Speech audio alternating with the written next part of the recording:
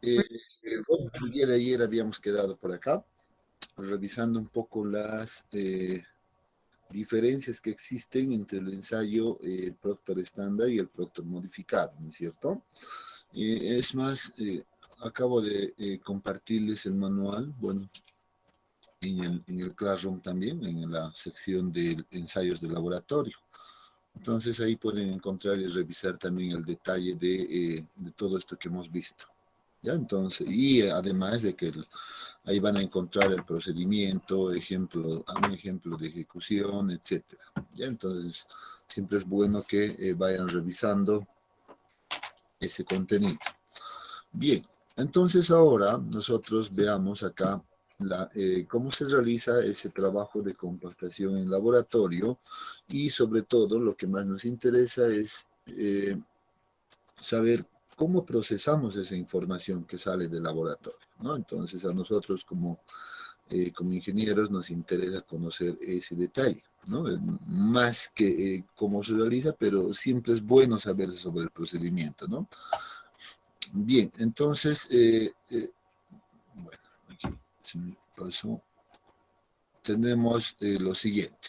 Dice claramente, el propósito de la compactación en laboratorio es la de determinar el peso unitario seco máximo, ¿no? Aquí está ese valor, de un suelo para un contenido de humedad óptimo. O sea, en otras palabras, lo que nos está diciendo es que debemos determinar adecuadamente la curva de compactación del suelo, ¿no? Eso es lo que nos está indicando. O sea, en laboratorio vamos a encontrar o vamos a tener todos los datos necesarios para poder encontrar la curva de compactación, ya de la cual hemos hablado ya el día de ayer, la cual se consigue, dice, realizando varias pruebas, o sea, hay que repetir las pruebas y obtener la curva de compactación, ¿no? Entonces vamos a ver cómo preparamos estas muestras y cómo se la realiza también.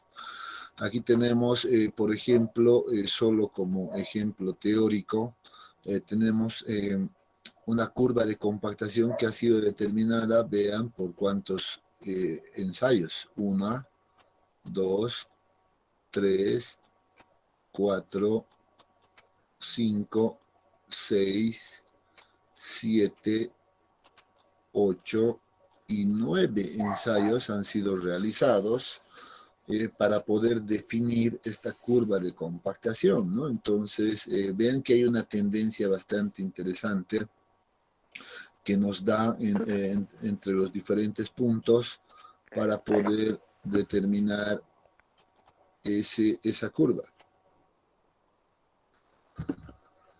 ¿no? Entonces, tenemos también como control, como ya habíamos dicho, la curva de 100% de saturación, ¿no? La curva Último. Sí.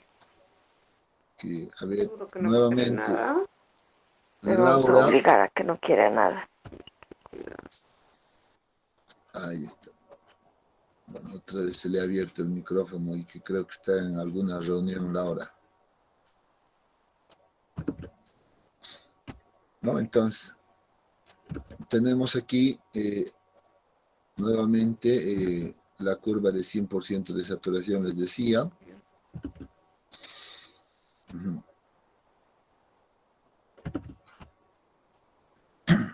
Y con esto ya sabemos que nosotros definimos pues el contenido de humedad óptimo y el peso unitario seco máximo. Ahora sí, o sea, en laboratorio es el que se define este valor. Algo vamos a encajar siempre. A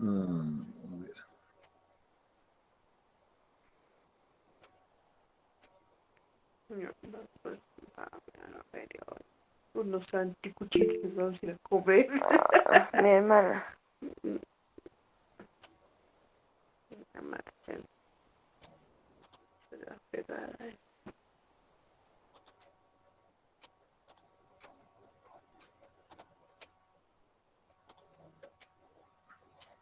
muy bien. Creo que ya no nos va a molestar ahora.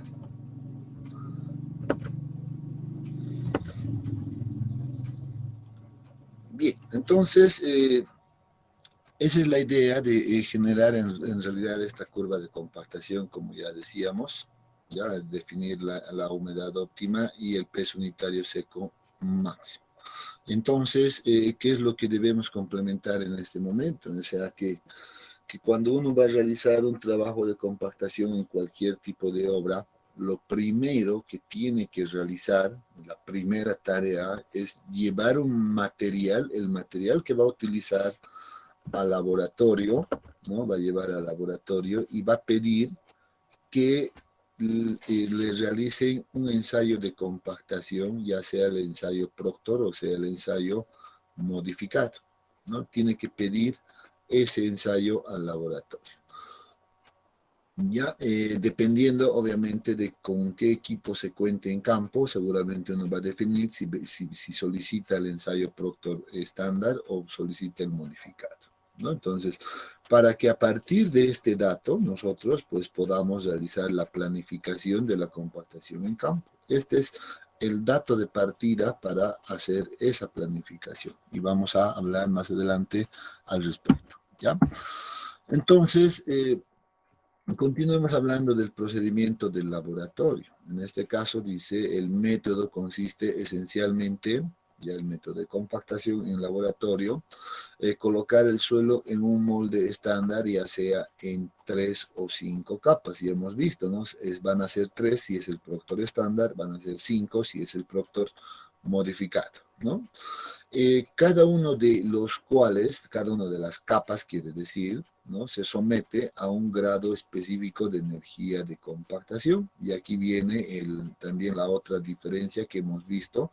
Vamos a ver si le vamos a dar los 25 golpes por cada capa o 56 golpes por cada capa, dependiendo al método, ¿no es cierto? A eso se refiere con esto de la energía de compactación. Dice, después de compactar la capa final, ¿no? Se determina el peso unitario húmedo total del suelo en el molde. Finalmente se determina el contenido de humedad y con lo que se tienen todos los datos. Bueno, esto vamos a ampliar un poquito ya este detalle porque es importante para encontrar nuestros resultados. Ya y vamos a aprovechar esta gráfica de acá, ¿no? Entonces, nuevamente aquí tenemos una imagen que nos muestra en realidad la diferencia entre el Proctor estándar y el Proctor modificado en cuanto a los moldes, inclusive el número de golpes que se deben de dar, el tipo de martillo que se va a utilizar en cada uno de estos casos, la caída libre que va a tener el martillo, etcétera, ¿no? Entonces aquí hay una diferencia. Y lo que también ayuda acá es que podemos observar pues la conformación de las capas, ¿no? Capa 1, 2, 3 en el Proctor normal y las 5 capas que se tienen pues en el Proctor modificado, ¿no es cierto? Entonces aquí tenemos esa diferencia, ¿no? Entonces vamos a explicar nosotros ahora de manera bastante puntual cómo se va a ir conformando estas capas y cómo determinamos los valores o los datos en laboratorio, ¿ya? Bueno, aquí para complementar vamos a ver esto más. Dice, luego se retira el suelo del molde y se vuelve a mezclar con una cantidad adicional de agua y repetir el procedimiento. Se debe realizar 5 puntos de ensayo. Esto ya es recomendación de la normativa. Hace un momento hemos visto una curva que estaba con 9 puntos, ¿no? Pero después uno se da cuenta que a veces eso es innecesario, pero la normativa te recomienda tomar al menos 5 puntos para poder definir la curva de compactación, ¿no? Y como decíamos, luego calculamos el peso unitario seco utilizando las ecuaciones que nosotros ya conocemos. Y a partir de esto, pues podemos graficar nuestra curva de compactación como vemos acá, ¿no? 2, 4, aquí tenemos 5 puntos, ¿no? Entonces tenemos ya los 5 puntos bien definidos. Siempre va a estar nuestra curva de 100% de saturación, de como control. etcétera, ¿no? Y a partir de esto podemos definir el peso unitario, perdón, el peso unitario máximo y el contenido de humedad óptimo en este otro eje, ¿no? Entonces aquí ese sería el resultado final del ensayo de laboratorio. Pero para llegar a este resultado final, pues hay que seguir un proceso del cual vamos a hablar, bueno, un poquito más adelante, ¿ya? Bueno, después de esta imagen. Aquí tenemos una imagen en realidad donde nos muestra, ya, donde nos muestra distintas curvas de compactación, ya, que representan en realidad a los diferentes tipos de materiales. Vean acá, tenemos diferentes tipos de materiales, ¿no es cierto? A los cuales se le ha realizado el mismo ensayo. Por ejemplo, en este caso, estos corresponden a un ensayo Proctor estándar, ¿no? Entonces, significa que todos han sido realizados con la misma energía de compactación. Pero uno dice entonces, ¿por qué hay tanta variación si hemos utilizado la misma energía de compactación? Pues la respuesta es que cada uno de estos corresponde a materiales diferentes, ¿no? Recuerdan que como una variable 4 que habíamos mencionado anteriormente, pues estaba el tipo de material, ¿no? Entonces vemos que el tipo de material también va a afectar en cuánto varía nuestro valor de peso unitario seco, por ejemplo, ¿no es cierto? Entonces hay una gran variación.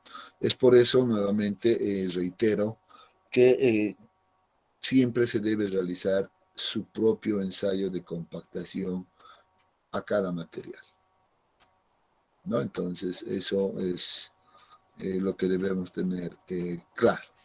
Muy bien, ahora que hemos visto esta última variable, hablemos, bueno, voy a retroceder por acá para tener espacio y poder hablar, por ejemplo, de un poco de los detalles de la compactación en laboratorio, ¿ya? Entonces vamos a iniciar de la siguiente manera. Vamos a suponer que nosotros tenemos una cierta cantidad de muestra, ¿no? Una cierta cantidad de muestra representativa, de la cual queremos encontrar la curva de compactación, ¿no? Que es el objetivo de este ensayo. Entonces lo que se hace en laboratorio es sacar, por ejemplo, una cierta cantidad representativa del total, ¿no? Y dividirlo en realidad en 5 muestras principalmente, ¿no? Como dice la normativa. Entonces vamos a agarrar y vamos a definir 5 muestras que por lo general son iguales, ¿no? De la misma cantidad. Entonces tenemos 1, 2, 3, 4, 5, o sea, significa que tenemos, la vamos a denominar M1, M2, por ejemplo, M3, M4 y la muestra 5, ¿no? Así se las denomina.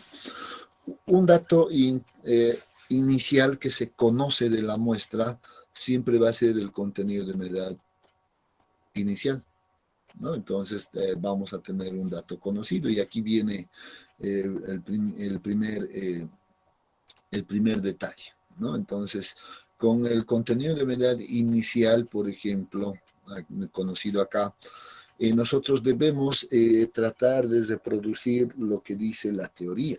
¿Qué dice la teoría? Para hacer la compactación debemos aplicar la energía mecánica, pero también debemos adicionar, ¿qué cosa hemos dicho?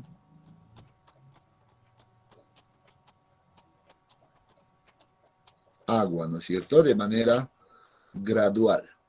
Entonces, si vamos a añadir agua de manera gradual, y eso dice la teoría, entonces en laboratorio debemos hacer que se cumpla esta condición. Por tanto, ¿ya? Entonces nosotros en laboratorio generamos que estas muestras, 5 muestras, pues se encuentren con contenidos de humedades también diferentes y que además cada uno de estos represente pues un incremento gradual respecto al otro. Eso significa, solo como ejemplo, voy a poner acá, voy a suponer que tengo un contenido de humedad acá inicial del 3%, ya solo para tener una idea. Entonces, podemos, por ejemplo, empezar que el contenido de humedad aquí en la primera muestra, ya en la primera muestra, pues sea la misma, la inicial.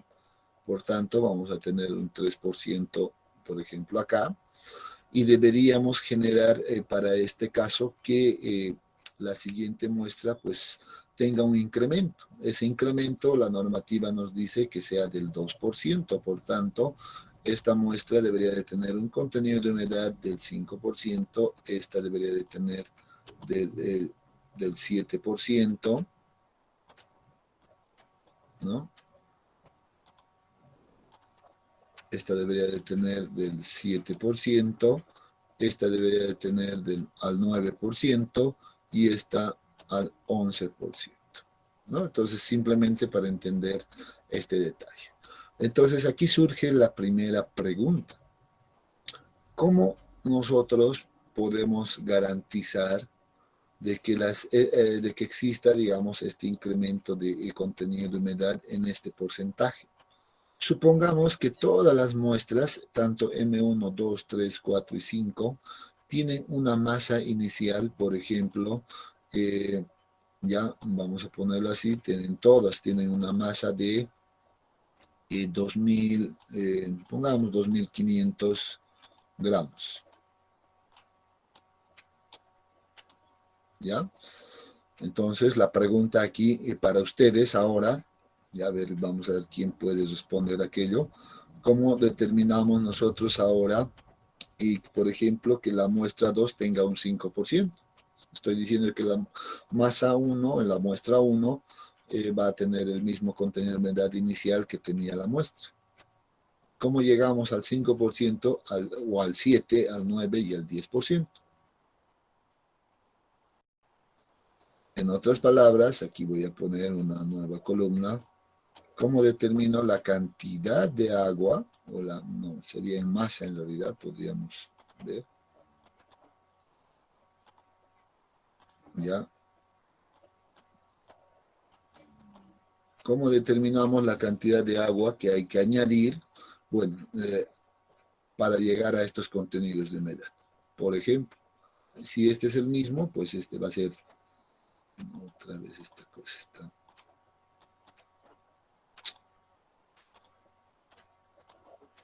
fallando. Si este es el mismo, pues este va a ser igual a 0. Aquí cuánto debería de incrementar, aquí cuánto, y aquí cuánto, y aquí cuánto. Cuánto de agua para alcanzar este contenido de humedad final. A ver, ¿quién dice? ¿Quién se anima?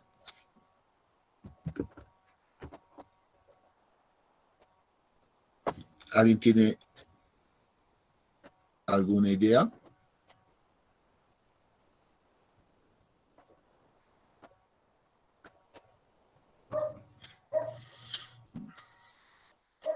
Ya sé qué preguntar en el examen entonces.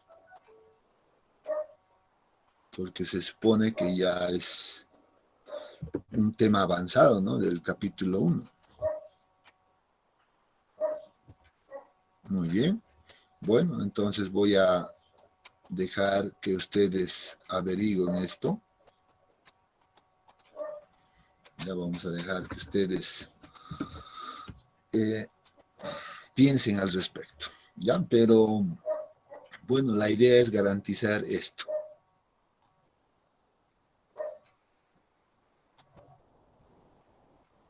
¿No? La idea es garantizar aquello. Muy bien, entonces una vez que tenemos la variación ya de los diferentes contenidos de humedad, nosotros vamos a agarrar el molde, ¿no? Decimos muy bien, vamos a agarrar el moldecito por acá.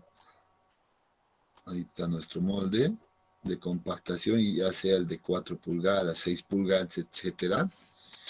Y lo que vamos a hacer es ahora dividir esta, por ejemplo, vamos a hablar de que estamos haciendo el ensayo Proctor estándar, ¿ya? Y vamos a suponer entonces que más bien, vamos a dividir esta muestra de acá en 3 partes iguales. Ya, 1, 2 y 3. Y lo que vamos a hacer es colocar esta primera parte acá en el molde, ¿no? La vamos a denominar una capa 1.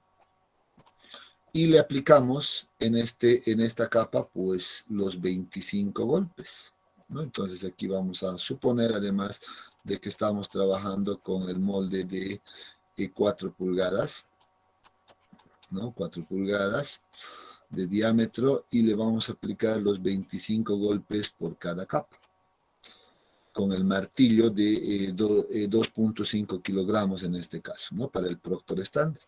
Y luego, una vez de aplicar aquello, pues colocamos la segunda capa, la segunda capa con el suelo, y vamos a llegar a conformar nuestra capa 2. Repetimos el procedimiento, aplicamos los 25 golpes y finalmente colocamos la última parte de la muestra hasta que llene completamente el molde. Y aquí vamos a tener la capa 3, de tal manera que el molde va a estar completamente lleno acá, ¿no? Vamos a tener ese molde súper lleno. Y lo que hacemos ahora en laboratorio es lo siguiente. Ya hemos determinado, ya hemos realizado el proceso de compactación, ¿ya? Y lo que hacemos es determinar en este punto la masa del suelo húmedo, sería en este caso, porque estoy trabajando con ciertos contenidos de humedad, ¿no? Bueno, aquí hay que decirlo, ¿no? Hay que también se toma en cuenta el peso del molde, pero desconociendo el peso del molde podemos encontrar la masa del suelo húmedo, simplemente, ¿no? Haciendo una diferencia. Entonces encontramos este dato, es un dato conocido, ¿no? Y con este dato conocido, entonces nosotros vamos a seguir al siguiente paso. Y el siguiente paso pues va a consistir en determinar seguramente la densidad húmeda. ¿Cómo encontramos la densidad húmeda? La relación entre esta masa que ha ingresado en el molde del suelo húmedo, dividido entre el volumen del molde. Y el volumen del molde ya es conocido, es más, podría colocarlo a manera referencial directamente, como hemos visto ayer en el cuadro, 944 centímetros cúbicos, ¿no es cierto? Entonces es un dato ya conocido. Y una vez que determinamos en realidad la masa, el volumen, etcétera, ya tengo la densidad, en este caso húmeda, ¿no? Debo ahora, como siguiente paso, determinar la humedad a la cual se encuentra en el molde, el suelo, ¿no? Entonces, aquí determinamos el contenido de humedad en la cual se encuentra. Para eso, lo que se realiza es nuevamente el procedimiento de realización de contenido de humedad en laboratorio, y debo hacer lo siguiente. Generalmente saco una pequeña cantidad de la parte superior del molde, una muestra de esta parte, y determino el contenido de humedad. Le voy a llamar contenido de humedad, no sé, A, ¿ya? Y luego saco de la parte de la base también otra pequeña cantidad de muestra, y y determinamos el contenido de humedad, a la cual la voy a denominar contenido de humedad B, por ejemplo, ¿no? A y B. Y finalmente, para determinar el contenido de humedad representativo de todo este molde, lo que hacemos es encontrar este valor de contenido de humedad, que la vamos a llamar 1, que hace referencia a la muestra o 1, por ejemplo. Bueno, va a ser el promedio de estas dos, ¿no? Entonces sacamos el contenido de humedad de A más el contenido de humedad de B, y debo dividirlo entre 2, y de esa manera tengo el contenido de humedad representativo de lo que hay en el molde. Finalmente, con esto, pues ahora determino el último paso. El último paso va a consistir en determinar la densidad seca. Y para eso, pues yo aplico la ecuación que ya conocemos, una ecuación bastante práctica, que va a ser igual a la densidad húmeda dividido entre 1 más el contenido de humedad que acabo de encontrar, que sería, en este caso, contenido de humedad 1. ¿No es cierto? Entonces, aquí acaba básicamente ya todo el trabajo, con todos estos cálculos que hemos realizado. Y tengo ya un punto de dato. No se olviden, por ejemplo, que aquí lo que voy a crear es lo siguiente. Miren que voy a generar una especie de tabla, ¿no? Voy a generar una especie de tabla donde vamos a tener, en este caso, los valores de contenido de humedad por acá. Y aquí vamos a tener los valores de densidad seca. Entonces, si repito este procedimiento en las 5 muestras que hemos preparado, ¿qué voy a tener? Bueno, repetimos el mismo procedimiento, no cambia el procedimiento. Voy a tener aquí un contenido de humedad 2. Este la puedo denominar 1. Y aquí tengo otra densidad seca 2. Repito para esta otra muestra el ensayo y tengo el contenido de humedad 3. Aquí tengo la densidad seca 3. Vean. Vengo y repito para la cuarta muestra y tengo los valores 4. ¿No? Aquí tengo finalmente el valor 5. Entonces, de la prueba, vamos a generar 5 pares de datos, ¿no? Utilizando la misma ecuación, el mismo procedimiento, que son los datos suficientes y necesarios para determinar la curva de compactación. Bueno, una vez obtenido estos valores, bueno, el trabajo ya es simple. Lo único que debo hacer es generar en este caso, un eje de coordenadas, entre donde vamos a dibujar en este caso la densidad seca en este eje y aquí el contenido de humedad. Entonces, si yo grafico en este eje estos puntos, ¿qué voy a tener? Obviamente voy a tener un punto por acá, seguramente voy a tener otro punto por acá, otro punto por acá, probablemente otro punto por acá y otro punto por acá. Algo así, solo para tener una idea, ¿no?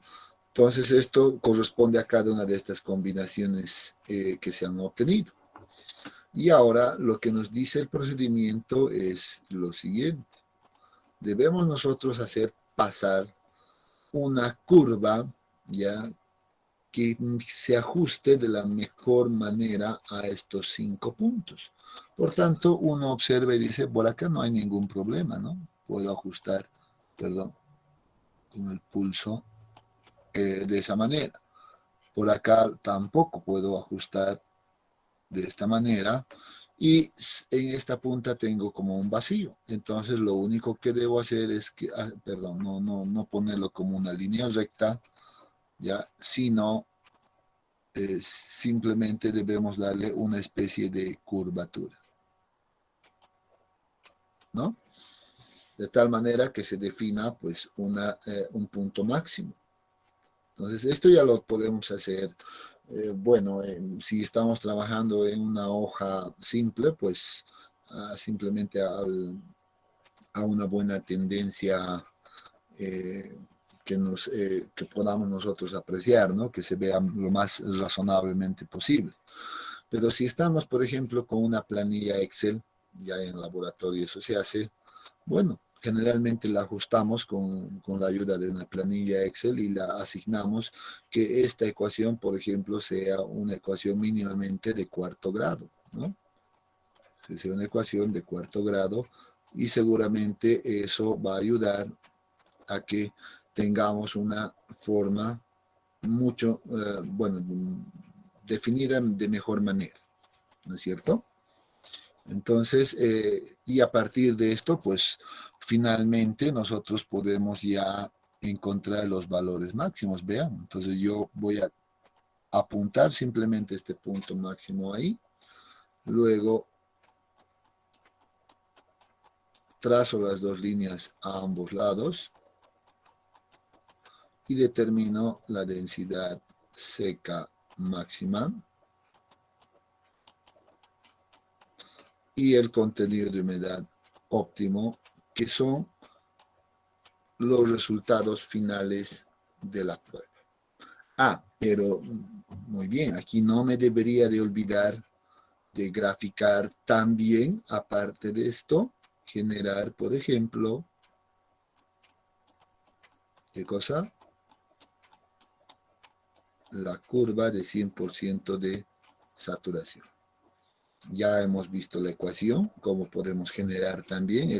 Debemos generar una tabla muy parecida a esta, pero con determinando los valores de densidad a partir de la ecuación propuesta, ¿no es cierto? Y con esto tenemos ya el resultado final, ¿no es cierto? Aquí tenemos el resultado final y pues con eso se concluye el procedimiento de laboratorio.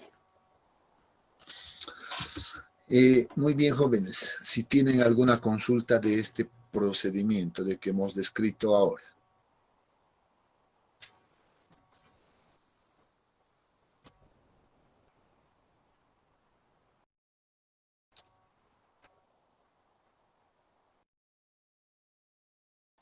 ¿Ninguno?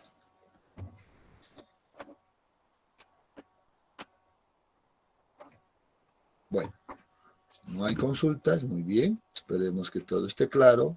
De todas Ingeniero, maneras, sí, adelante. Al principio decía que debemos garantizar aumentando el 2% el contenido de humedad, entonces eso a través del primer capítulo vamos a poder realizarlo, ¿verdad? Sí, son relaciones peso-volumen, ¿no? Que uno tendría que hacer. Yo te digo que, a ver, por ejemplo, yo te digo, tienes una cantidad de muestra y quiero alcanzar un contenido de humedad final del 7%. ¿Cuánto de agua tengo que añadir para alcanzar esa situación? ¿No? Entonces ahí uno tiene que aplicar pues las relaciones peso-volumen para poder determinar esa cantidad de agua, ¿no? Perfecto, ingeniero. Muchas gracias. Bien, entonces, como les decía, de todas maneras, pues sería bueno que revisen el manual de laboratorio para ver algunos detalles adicionales a este, ¿no? Entonces, bien, vamos a continuar. Entonces, con eso estaríamos concluyendo el proceso del laboratorio. Ahora sí vamos a venirnos por acá. Y vamos a hablar ahora de la compactación en campo, ¿no? Ahora sí, en realidad, este es el objetivo final, ¿no? El poder realizar la compactación en campo. ¿Qué hemos hecho con laboratorio? Solamente tener un punto de partida, un punto de control del material que voy a utilizar yo en campo, ¿no? Entonces ya conozco su propiedad, ya conozco su curva de compactación. Entonces, con ese dato inicial, ahora puedo ir a campo, dependiendo qué obra, qué estructura esté haciendo, independiente de aquello, y debo yo realizar pues ya la planificación de la compactación en campo. Sin embargo, aquí vamos a seguir tal vez un procedimiento sugerido en realidad para un proyecto de conformación, ya sea de terraplén o sea un proyecto de la conformación de una carretera, ¿no es cierto? Entonces, como les había dicho al inicio, entonces revisemos básicamente en qué consiste esto, ¿no? La compactación en campo. Dice fases de la compactación en campo. Bueno, lo primero, dice, uno debe de definir el sitio de préstamo. ¿A qué se refiere con este punto? Pues en que uno tiene que definir de dónde va a extraer el material. Aquí es el banco de préstamo, que también se la conoce, ¿no? Es con ese nombre. Es un banco de préstamo.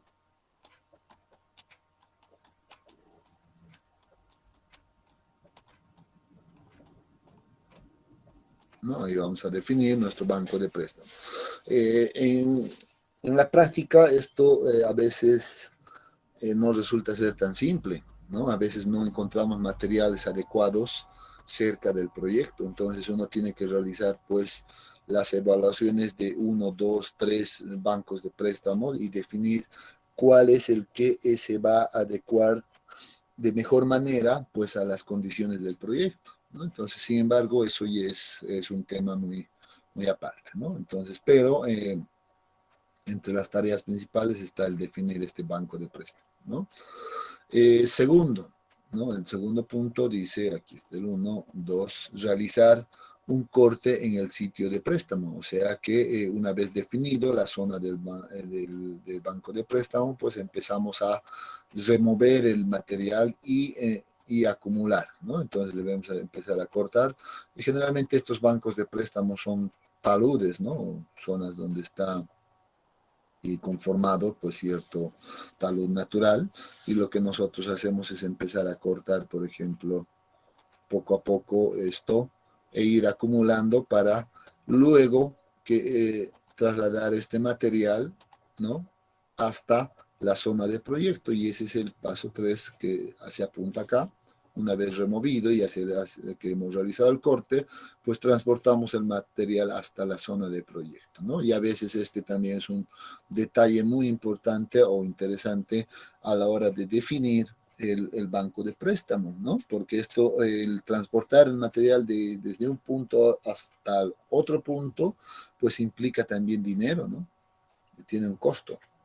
Entonces, si el banco de préstamo está muy alejado, pues puede repercutir en que el proyecto pues sufra un incremento, ¿no? Entonces, ya sabemos, en ingeniería uno siempre tiene que estar cuidando pues la seguridad de la estructura por un lado, y por otro lado pues cuidar la economía del proyecto también, ¿no? Entonces, siempre hay que estar mirando esos dos aspectos. Luego, como el cuarto punto, pues nos dice, pues debemos vertir el material en la zona a compactar. Supongamos que yo tengo que compactar toda esta zona en la vía, que la voy a denominar de punto A y punto B. Entonces, generalmente, ¿qué se hace en campo? Pues uno coloca a distintos espacios, pues, el material, ¿no?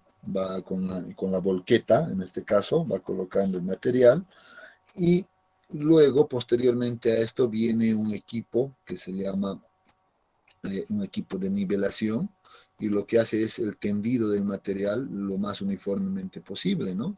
Entonces, esto que estaba de esa manera, pues lo va a conformar, por ejemplo, en una capa más o menos así, ¿no? Lo más uniformemente posible ya, y lo va a dejar. Bueno, hasta ahí llega el trabajo del vertido del material, o de extender en realidad, que ese es el paso 5. Extendemos el material, como estamos indicando, y finalmente, luego viene el sexto paso, acá, ya donde probablemente sea un paso muy importante al momento de compactar en campo, que dice, debemos humedecer o secar el material acá. O sea, ¿qué significa eso? Que una vez que extendió el material, uno debería de controlar el contenido de humedad acá. Debería de saber cuál es el contenido de humedad que tiene ese material en ese momento, antes de compactar, porque el séptimo paso aquí nos dice, pues compactar el material en capas de espesor apropiado, o sea, se hace referencia a este espesor de acá, ¿no? Hacemos referencia a ese espesor.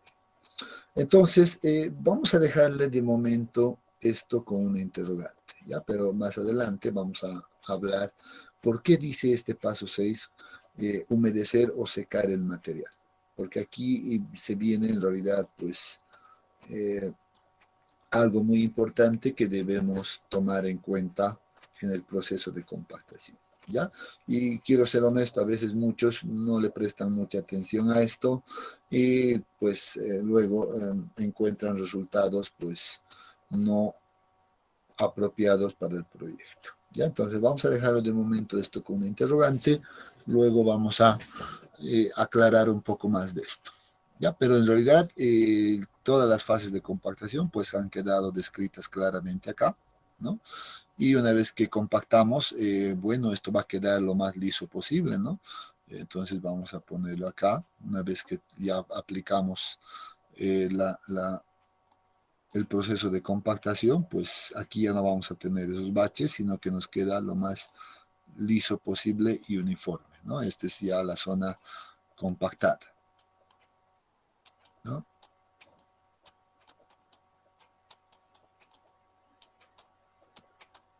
Y el proceso se repite. Generalmente nosotros conformamos capas mayores y entonces ponemos una primera capa, luego podemos poner una segunda capa, etcétera, las veces que sean necesarios para generar una altura de capa final deseada, ¿no? Entonces, antes de conformar, por ejemplo, o de colocar el asfalto, en este caso, que va a venir encima, ¿no? El asfalto va a venir encima, luego, bueno, está un poco mal, y vamos a tener luego la conformación de la vía ya completa, ¿no es cierto? Entonces, ya vemos, y eso más adelante. Bueno, pasemos entonces adelante y empecemos a hablar un poco sobre cómo nosotros podemos manejar los equipos de compactación en campo, ¿no? Principalmente existen pues 4 métodos de compactación, ¿ya? Aunque hoy en día pues esa gama ha ampliado bastante, ¿ya? Pero se sigue manejando este principio de 4 métodos, ¿ya? Denominados pues compactación estática o por presión, que es uno de los métodos también utilizados o más utilizados, podríamos decir, ¿no? Y en este caso dice que la compactación se logra utilizando una máquina pesada, obviamente, ya hemos visto, estas máquinas tienen un peso muy representativo, cuyo peso comprime las partículas del suelo sin necesidad de movimiento vibratorio, ¿no?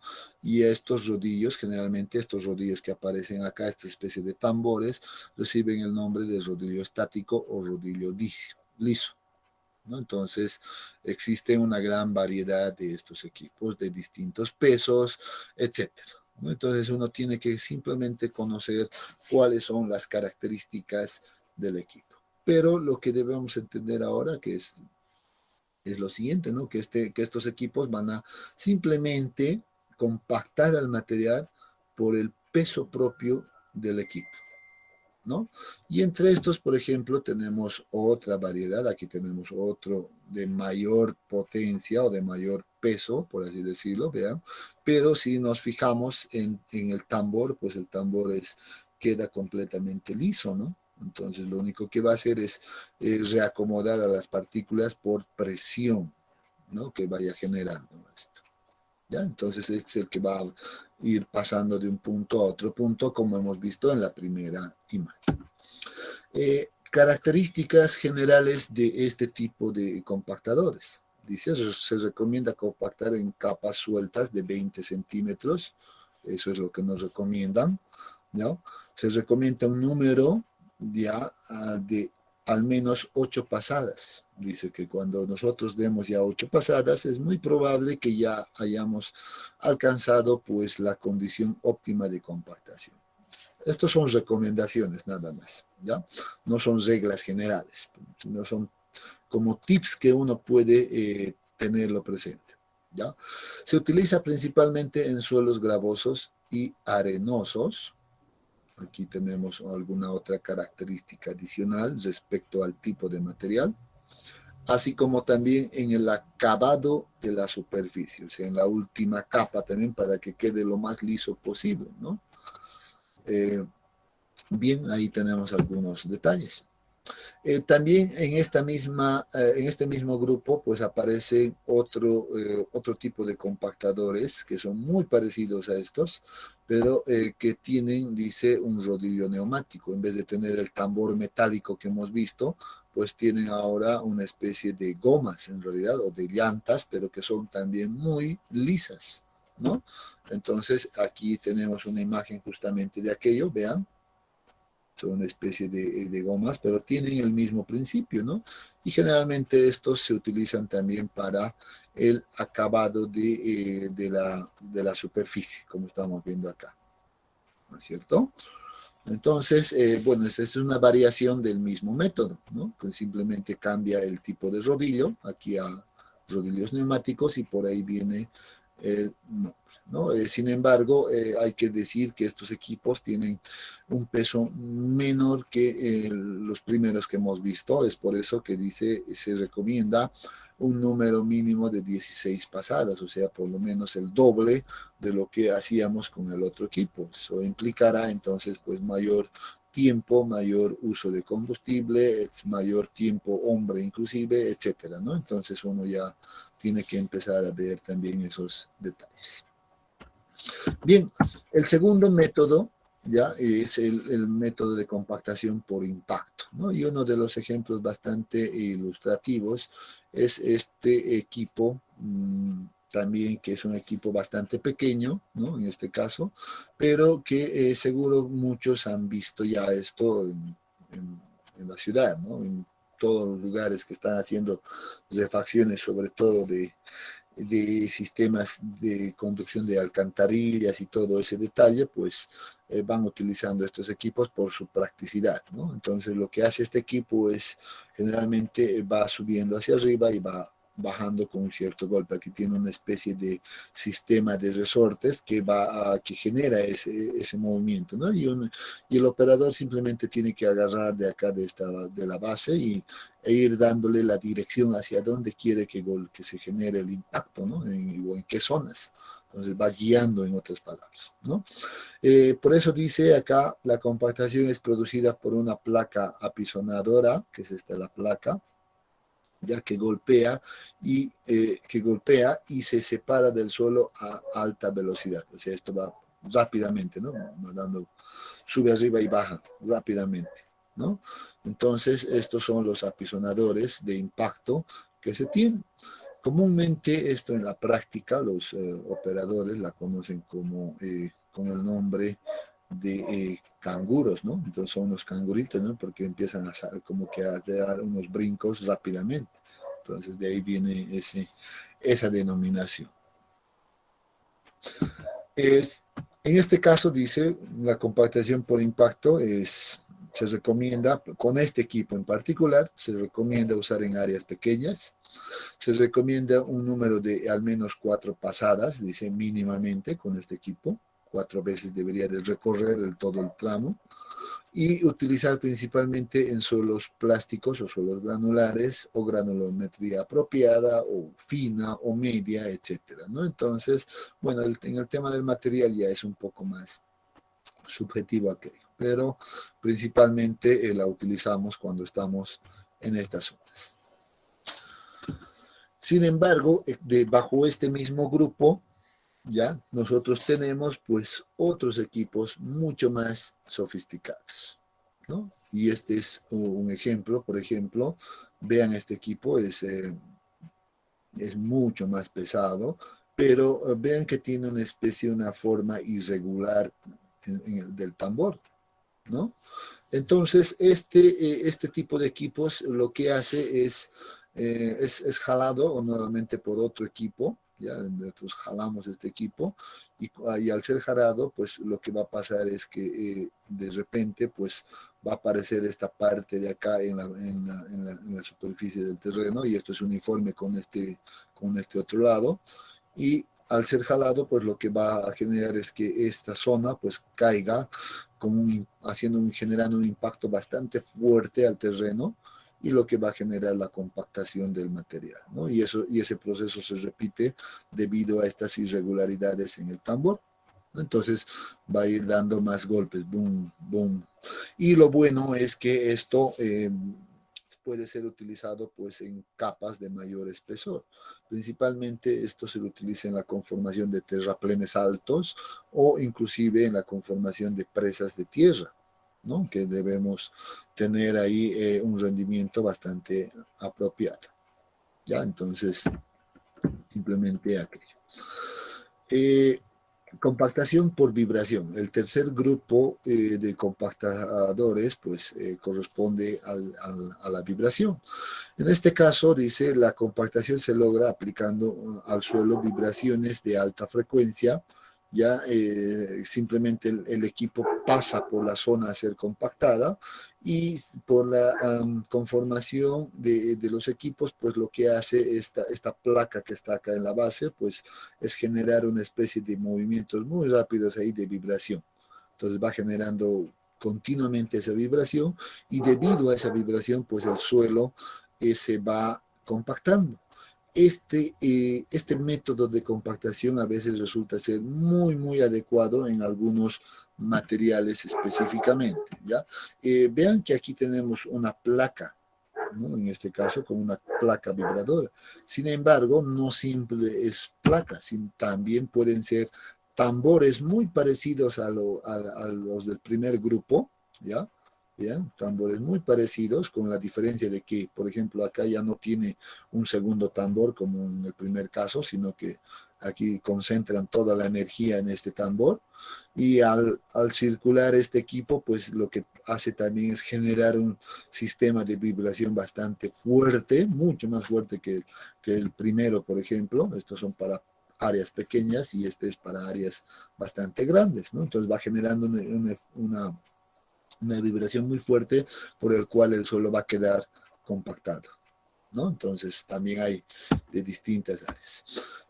Recomendaciones respecto a este método. Dice, pues se recomienda compactar en capas de 20 centímetros, se recomienda un número mínimo de 8 pasadas, y se utiliza principalmente en suelos granulares. Este es un dato interesante. Cuando tengamos que compactar materiales netamente granulares como arenas, por ejemplo, entonces a veces la compactación por vibración es la más adecuada, ¿no? Y aquí tenemos también algún dato adicional. Dice, se puede compactar capas hasta 60 centímetros en el caso de que sean gravas mal gradadas y gravas bien gradadas, ¿no? Dependiendo del caso. También sirven como referencia, ¿no es cierto? Ahí tenemos ese caso. Finalmente, tenemos el cuarto grupo, que corresponde a la compactación por amasado, ¿no? Una compactación por amasado, así se la denomina, ¿no? Y aquí dice lo siguiente: la compactación se logra aplicando al suelo altas presiones distribuidas en áreas más pequeñas que los rodillos lisos. Por ejemplo, a estos equipos se las denomina, por ejemplo, rodillos pata de cabra. En realidad esto viene también relacionado con la historia misma de la compactación, ¿no? Recuerden que el día de ayer les conté un poquito de la historia de compactación de Proctor, que utilizaba cabras para compactar una determinada área, ¿no? Entonces vieron que eso era muy efectivo. Entonces en base a aquello, pues idearon también, ¿ya? Idearon este sistema de tambores para compactar. Era una especie de protuberancias que aparece por acá, ¿no? Sin embargo, pues al pasar por una zona, ¿qué es lo que deja esto?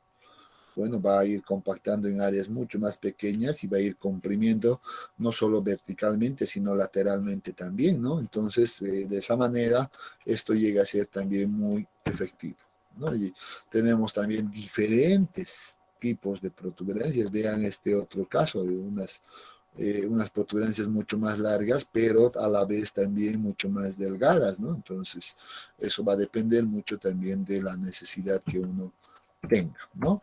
Sin embargo, debo decir que este proceso de compactación principalmente se la realiza o se la utiliza en suelos netamente finos, ya como son las arcillas, por ejemplo. En ese caso, lo más óptimo es utilizar este tipo de compactación en campo, compactación por amasado. Bueno, ahora tenemos pues ya los 4 grupos que hemos descrito principalmente, no tenemos 4 grupos de compactación y uno se pregunta cuál es el más adecuado. Bueno, creo que la respuesta ya la hemos estado indicando en los distintos métodos, ¿no? Entonces, principalmente van a estar relacionados con el tipo de suelo que vamos a compactar nosotros, principalmente, ¿no? Y en ese sentido, pues, estos autores, ya el año 74, vean, nos proponen una propuesta, ¿no? Para que nosotros podamos tomarlo como guía o como base principal y definir el método de compactación más adecuado en función al tipo de material que tengamos, ¿no? Y vean acá que en este caso se han basado en la clasificación ASTO, por ejemplo. Tenemos la clasificación ASTO, todos los grupos, vean, que va desde la A1 hasta la A7, ¿no? Y sugieren, ¿no? Sugieren el uso de distintos equipos de compactación en campo.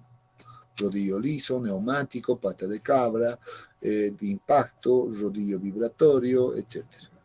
¿No? Aquí tenemos todos los que hemos visto hace un momento.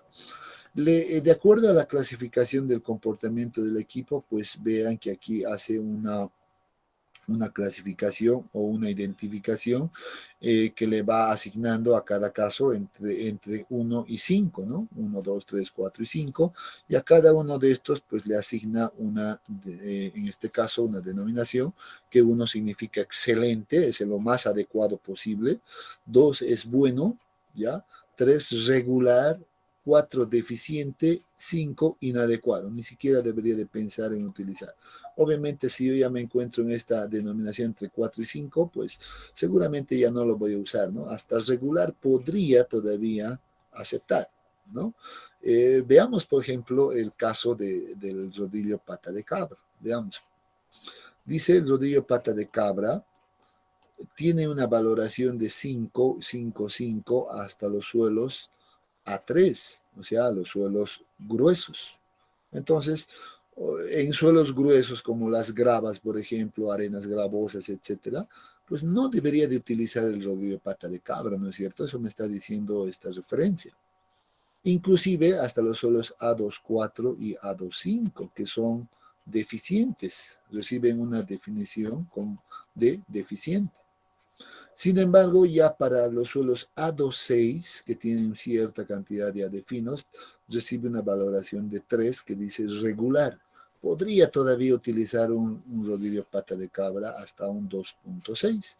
Pero a partir de ahí vemos que para un A27, A4, por ejemplo, ya recibe una valoración de 2 que dice que es bueno, o sea que ya va a funcionar, pero donde mejor funciona este equipo es en los suelos A5, A6 y A7, que recibe una valoración de 1, que es excelente, ¿no es cierto? Entonces, bueno, esta guía nos sirve pues como referencia para tomar esa decisión. Y así podríamos, por ejemplo, ver el tema del rodillo vibratorio también y cada uno de estos, ¿no? Pero no vale la pena. Veamos el de rodillo vibratorio más. Vean, dice para los suelos A1, A1B, A3, A24, A25, dice que es lo más adecuado. Excelente. Recibe una valoración de 1. Y a partir de ese punto, vean el A26 ya recibe una valoración de 3, que es regular. Podría utilizarse todavía, ¿no? Vean que en los suelos, por ejemplo, ahora A27, pues recibe una valoración ya de 4, que es deficiente, no debería de utilizar entonces, pero nuevamente para los suelos A4 y A5, pues recibe una valoración de regular que podría utilizarse, y 5 para, en este caso, inadecuado, netamente inadecuado para los suelos A6 y A7. En suelos finos no va a funcionar este tipo de compactación, ¿no? Entonces, de esa manera, pues definimos también como referencia, pues, de selección de tipo de equipo en función al tipo de material que vamos a compactar, ¿no? Es bastante útil este cuadro. ¿Cuáles son los factores que uno debe controlar al momento de compactar en campo? Bueno, el principal factor es el número de pasadas del rodillo, ¿no? Recuerdan que hemos visto ya desde el inicio que el equipo va a trasladarse de un punto hasta otro punto las veces que sea necesario. Sin embargo, hay que ver que esta gráfica, por ejemplo, nos dice, pues tenga cuidado, ¿no? Nos está diciendo, tenga cuidado porque no sirve que usted le dé, pues, demasiadas pasadas porque al final no va a conseguir mejores resultados, ¿no? No es porque le dé 100 pasadas yo, pues debería tener un resultado, pues, adecuado, ¿no? O mejor resultado. ¿Qué nos muestran estas dos curvas, por ejemplo? Estas dos curvas que corresponden a una arcilla limosa, ya que tienen estas condiciones, límite líquido de 43, índice de plasticidad 19, y además compactados a contenidos de humedades diferentes, vean, 17.8 y 11.6, por ejemplo. Vean que la humedad sí afecta, vean, a menor humedad, pues he encontrado esta curva, a mayor humedad encontramos esta segunda curva. Pero ¿qué es lo interesante? Esta curva nos muestra el número de pasadas del rodillo en este eje versus el peso unitario seco en este otro eje. Aquí está. Y veamos, dice lo siguiente.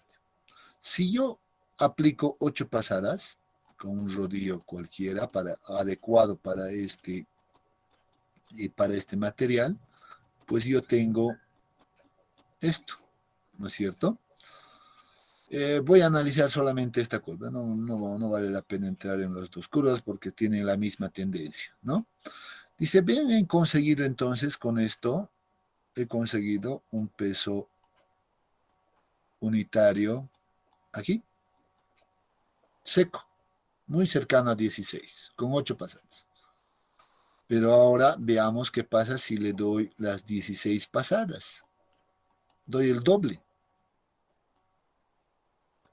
Perdón, vamos con el doble. ¿Y qué tengo? Tengo este punto en la curva, lo cual me va a dar, vean, otro peso unitario, un poquito más de 16 ahora. La ganancia no ha sido mucho, ¿no? Pero he aplicado el doble de esfuerzo. Pero ¿qué pasa si aumento otros 8 más y me voy a 24? Aquí está el de 24. Y vean qué he hecho. He aplicado otros 8 pasadas y vean que aquí prácticamente pues el incremento es mínimo, ¿no? Mínimo, ya no hay mucho incremento. Y si todavía decido darle más 32 pasadas, pensando en que voy a obtener mejores resultados, vean que para 32 pasadas tengo esta curva y vean cuánto es el incremento. Pues casi nada, ¿no es cierto? Entonces, de ahí pues uno tiene que entender que no es nomás darle el número de pasadas necesarias, etcétera, o sin control, sino que más bien uno tiene que realizar ese control adecuado para ver cuál sería el óptimo. Si yo observo esta gráfica, pues yo puedo decir que, por ejemplo, 16 pasadas para mí ya sería un valor bastante adecuado. Si lo aumento a 20, por ejemplo, acá, bueno, no me va a aumentar básicamente nada, ¿no es cierto? Entonces, probablemente lo más óptimo aquí sea definir un número de pasadas de 16 para mi caso. ¿Ya? Luego, bueno, así debo definir en realidad el número de pasadas, porque si defino más, pues lo único que voy a estar haciendo es perder dinero, ¿no? Pero también si defino menos, como 8, vean que 8 todavía no era tan óptimo, ¿no? Podría haber mejorado, tal vez inclusive con un 10, etcétera, ¿no? Pero parece que un 16 resulta ser un óptimo en este caso. Eh, el segundo efecto en realidad es la profundidad de compactación o lo que tiene que ver con el espesor a ser compactado, ¿no? A veces uno dice yo tengo que compactar una altura razonable y uno dice, pero para ganar tiempo, porque al final el tiempo es importante, yo agarro pues un espesor bastante grande y le digo pues, por ejemplo, lo voy a poner cada 60 centímetros y voy a aplicar la compactación y listo. Luego aplico otros 60 centímetros y así voy avanzando rápido. Uno piensa de esa manera, ¿no? Sin embargo, hay que entender algo, que a veces cuando tenemos espesores muy grandes, pues la zona que solamente se llega a compactar, pues va a llegar hasta una cierta profundidad efectiva. Y se va a dar una buena compactación, por ejemplo, en esta zona. Y ya esta otra zona que tenemos por acá, pues no va a ser compactada adecuadamente, o sea que no va a estar realizado adecuadamente la compactación.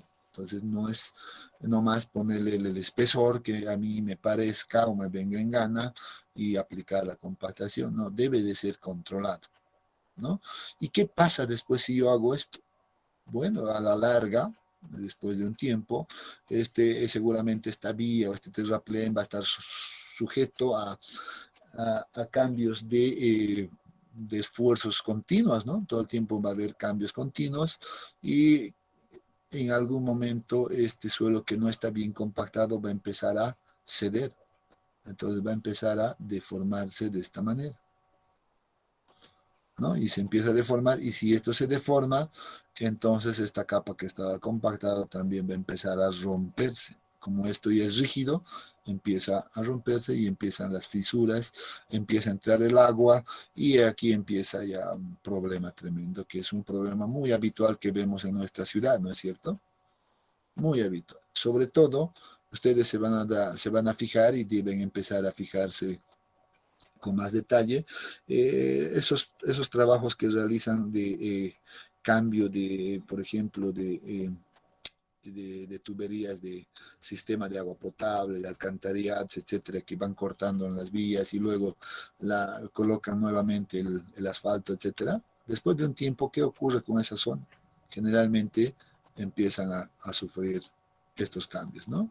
Y es por eso, porque en la mayoría de los casos o no hacen bien la compactación o ponen capas muy espesas y la compactación ya no es muy adecuada.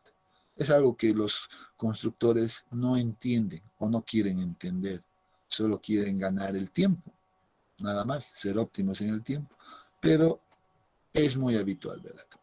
Esta gráfica nos muestra justamente esa variación, ¿no? Y nos dice, vean que en todos los casos que hemos visto, vean, inclusive en función al número de pasadas por el equipo de compactación, vean, para 2 tenemos ya un punto máximo. 5, 15, 45, etcétera. Ven que la diferencia no va a ser mucha. Así le dé yo 100 pasadas. Vean que la efectividad no va a ser, no va a cambiar mucho. No siempre va a estar por el mismo rango. Y de esa manera, pues uno define, por ejemplo, como un rango apropiado, pues entre 30 centímetros aproximadamente, acá máximo. Han visto que las recomendaciones inclusive nos habla de 20 centímetros, ¿no? Para garantizar una muy buena compactación. Pero hasta 30 es aceptable en realidad, ¿no? Hasta 30 centímetros de espesor puedo compactar de manera adecuada. Entonces son cosas que debemos controlar también en campo, ¿no? Bien, esto, bueno, voy a necesitar un poquito más de tiempo para hablar de esto, que es importante, ¿ya? Y voy a entonces pedirles que quedemos acá y la siguiente clase continuamos a partir de este punto, que es tal vez una de las cosas más interesantes de este capítulo, ¿ya? Si tienen alguna consulta, jóvenes.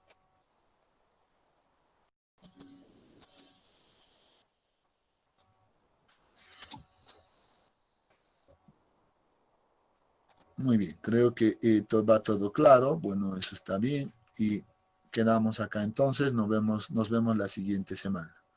No se olviden, vayan estudiando el contenido. El examen está a la vuelta de la esquina. ¿no? Que tengan muy buenos días. Hasta la siguiente semana, jóvenes. Hasta luego, Inge. Buen día.